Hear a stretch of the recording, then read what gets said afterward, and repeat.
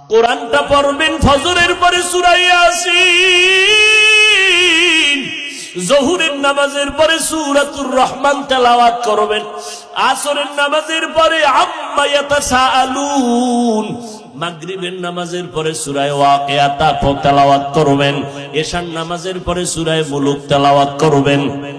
আপনার ঘর ফেরেশতারা পাহারা দিবে, আপনার ঘরে কোনোদিন চোর ডাকাত আসবে না, আপনার স্বামীর কামাই রুজিতে কোনোদিন অভাব লাগবে না। সূরা ইয়াসিনটা পড়া ভুলিয়েন না রে আম্মা জান। কপাল খারাপ, দুনিয়ার সব কিছুই শিখলেন, কোরআন পড়া শিখলেন না। আমি ছোটবেলার থেকে বলতেছিলাম, ভুলে গেছিলাম, আম্মা জান আমাদের গজল শিখাইতেন, আম্মা জান আমাদের কোরআন পড়া শিখাইছেন। ও পর্দার আড়ালের আম্মা জান, কেন কোরআন শিখলেন না রে মা? কোরআনের মতো আর এত মধুর তেলাওয়াত কই পাইবে?